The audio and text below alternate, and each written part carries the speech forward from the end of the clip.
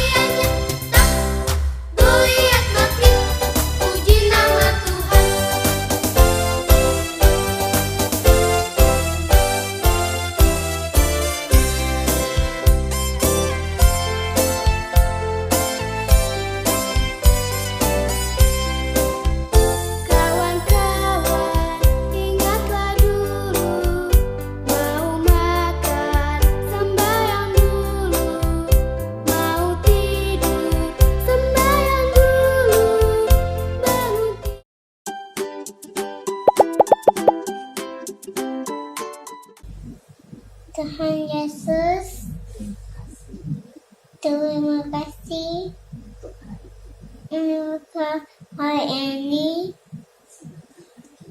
Sebentar lagi kalian mau pada sekolah minggu. Kiranya engkau mengasihi kami dan minta ke kami. Aku dengan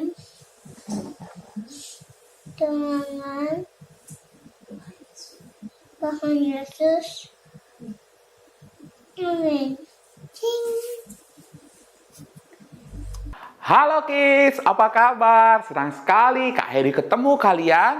Kita bersama-sama akan memuji Tuhan di ibadah online kids. Nah, ayo yang di rumah semuanya sudah pada siap kan untuk memuji Tuhan?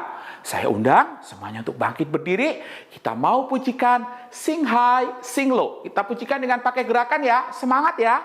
Yuk, sama-sama kita pujikan pujian ini.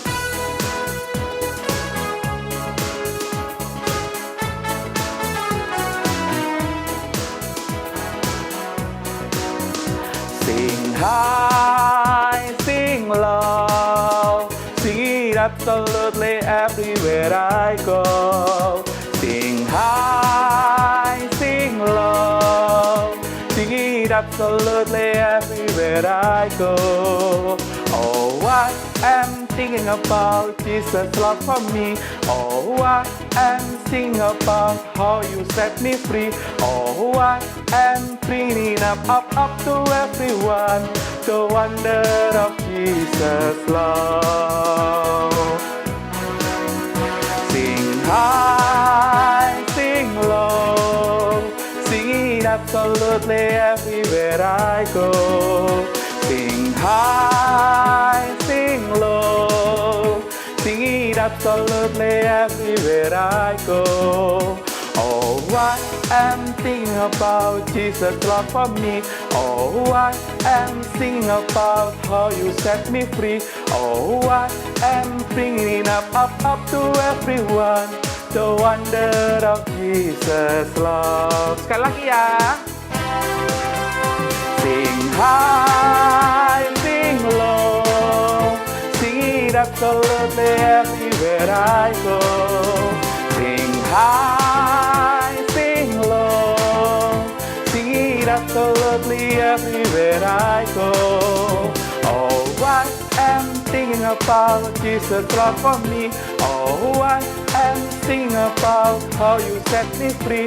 Oh, I am bringing up to everyone the wonder of Jesus' love.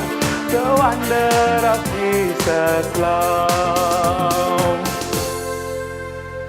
Kids, kita patut mengucap syukur kepada Tuhan karena Dia memberikan kita hari-hari untuk kita lalui. Dan semua hari yang dijadikan adalah baik. Oleh sebab itu, Kalau hari ini kita boleh ada, semuanya oleh karena anugerah Tuhan. Yuk, saya mengajak kita semua untuk memuji Tuhan dengan penuh sukacita. Hari ini, hari yang dijadikan Tuhan. Kita pujikan dengan penuh semangat ya.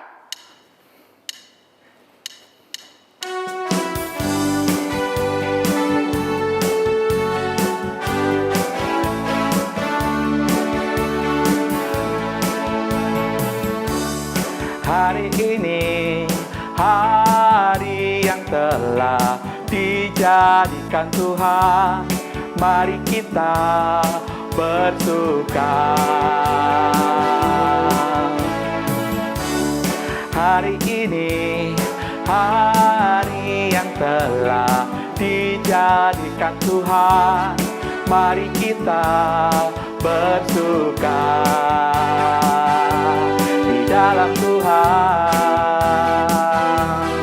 bersuka di dalam Tuhan,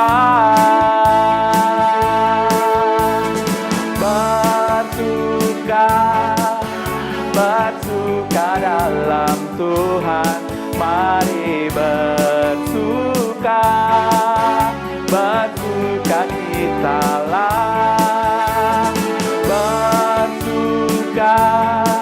bersuka dalam Tuhan. Sekarang bersuka kitalah. Hari ini, hari yang telah dijadikan Tuhan. Mari kita bersuka. Hari ini, hari yang telah dijadikan Tuhan. Mari kita bersuka di dalam Tuhan, bersuka di dalam Tuhan, bersuka dalam Tuhan. Mari bersuka kitalah, bersuka dalam Tuhan. Sekarang bersuka kitalah.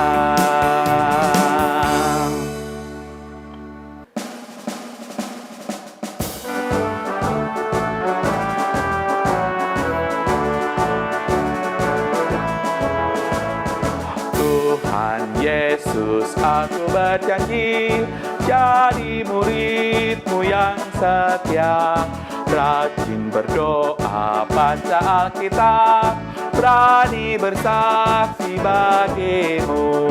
Akal iblis aku menolak, firman Tuhan aku menurut. Mulai sekarang sampai selamanya, tetap setia, pantang mundur.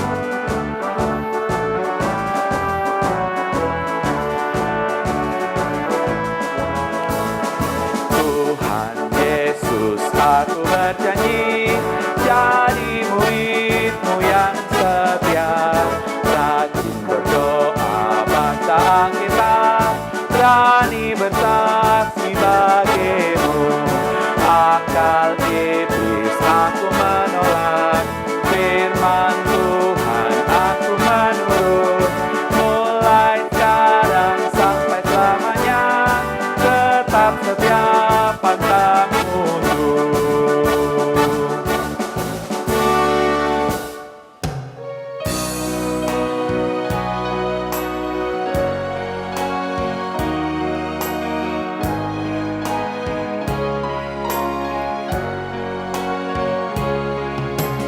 Firman Tuhan ku dengar,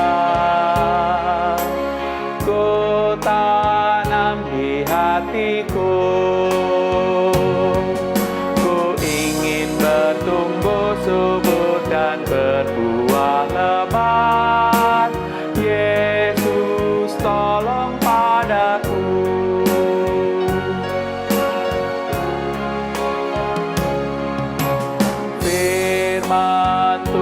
Tuhan ku dengar. Ku tanam di hatiku,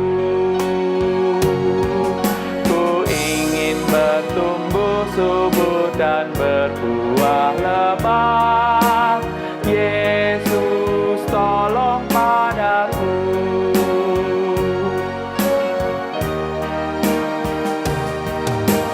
Firman Tuhan ku dengar, ku tanam di hatiku, ku ingin bertumbuh subur dan berbuah lebat.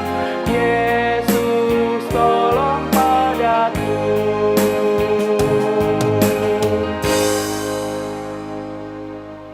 Tuhan Yesus, sebentar lagi kami akan mendengarkan firman-Mu. Kiranya Tuhan memberkati dan membimbing kami agar dapat mengerti firman-Mu. Dalam nama Yesus, amin. Hai kids, senang sekali kakak bisa ketemu lagi dengan kids semua. Kids, kakak mau tanya nih lo ya, pernah nggak sih kalian itu menunggu atau mengantri? Misalkan nih, lagi beli es krim di Mixue gitu ya, kita kan pengennya cepet-cepat. Ternyata ngantrinya masih panjang, banyak banget orang yang pengen beli es krim di Mixue. Jadinya kita harus nunggu, kita harus ngantri. Tapi pasti kalau misalnya antri kita nunggu pasti bikin kesel ya, bikin bete, bukan gak sih? Nah memang kids, salah satu hal yang paling tidak menyenangkan adalah menunggu atau mengantri. Itu gak enak banget beneran deh. Tapi memang kids, dalam hidup ini ya kita harus belajar untuk mengantri, untuk menunggu dengan sabar. Sama seperti cerita firman Tuhan yang hari ini kita mau pelajari sama-sama. Orang yang percaya kepada Tuhan diminta loh untuk menunggu dengan sabar. Kira-kira apa ya yang terjadi ya? Penasaran ya? Iya, kakak juga penasaran. Yuk sama-sama kita nonton video berikut ini untuk menjelaskan firman Tuhan hari ini. Mari kita nonton videonya.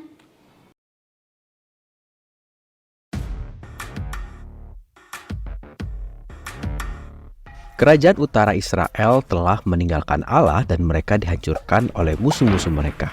Kerajaan selatan Yehuda juga dalam kesulitan. Allah marah kepada orang-orang Yehuda.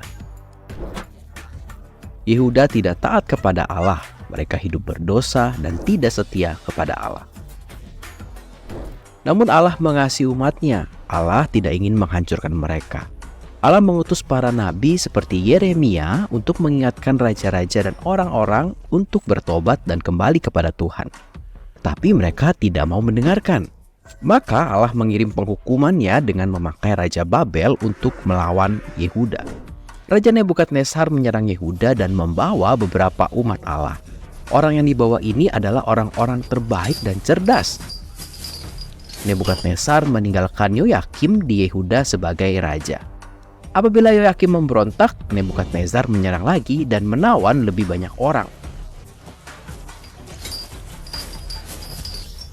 Raja Zedekia menjadi raja Yehuda ketika Nabi Yeremia mengirim pesan ke Babel untuk menguatkan umat Allah di pembuangan. Inilah yang dikatakan Yeremia dalam suratnya. Pesan ini dari Allah kepada orang-orang yang diutusnya dari Yerusalem ke Babel. Sementara kamu berada di Babel, bangunlah rumah-rumah dan tinggallah di dalamnya. Buatlah kebun dan berkeluargalah, bekerja dan berdoa untuk kebaikan kotamu. Penghukuman ini akan berlangsung 70 tahun dan aku akan datang. Aku berjanji untuk membawamu kembali ke tanah Yehuda dan aku akan menepati janjiku. Aku tahu rencanaku untukmu, Tuhan berkata. Rencanaku adalah yang terbaik. Kamu akan memiliki harapan dan masa depan. Engkau akan mencari aku dan aku akan menemukanmu ketika engkau mencari aku dengan segenap hatimu. Allah berjanji untuk memulihkan kekayaan umatnya dan membawa mereka pulang. Yeremia memberitahu orang-orang bahwa mereka akan mengalami lebih banyak kesusahan. Di hadapan musuh-musuh mereka yang kuat seperti orang Babel, Allah tahu mereka akan merasa putus asa. Maka Yeremia memberitahu apa yang akan Tuhan lakukan. Allah berkata, "Aku akan membebaskanmu dan membangkitkan seorang raja bagimu. Jangan takut dan berkecil hati. Aku akan menyelamatkanmu dan bersamamu. Aku akan membawamu kembali ke negerimu dan kamu akan bersukacita. Kamu akan menjadi umatku dan aku akan menjadi Allahmu." Allah tidak meninggalkan umatnya. Nabi Yeremia menguatkan umat Allah. Dia berkata bahwa Tuhan akan menyelamatkan umatnya dari penawanan dan membangkitkan raja baru. Raja selamanya dari keluarga Daud. Dan raja itu adalah Tuhan Yesus Kristus. Kids, video tadi diambil dari kitab Yeremia pasal 29 sampai pasal yang ke-30. Alkitab mengatakan Allah menghukum dosa manusia. Bangsa Yehuda itu nggak mau loh dengar-dengar kata Allah atau nabi-nabi yang diutus atau dikirim Allah untuk mengingatkan mereka supaya tidak melakukan hal yang jahat loh. Nah kids, Raja Nebukadnezar pergi nih ke Yehuda dan menguasai negeri itu. Raja Nebukadnezar juga menjadikan mereka orang yang ditolak atau diusir ke Babel. Orang-orang yang percaya kepada Tuhan berada dalam situasi yang menakutkan gitu ya. Kids, izinkan kakak bertanya, apakah Tuhan masih menyertai orang-orang percaya yang sedang dalam ketakutan? Ya tentu Tuhan masih bersama dengan mereka. Ada nih satu nabi namanya Nabi Yeremia. Siapa tadi kids? Yeremia. Nabi Yeremia ini memberitahu orang-orang janji bagaimana Allah akan menyelamatkan mereka. Apa yang Tuhan janjikan kids akan terjadi setelah 27 tahun. Kira-kira ada yang tahu nggak? Begini, kakak kasih tahu ya.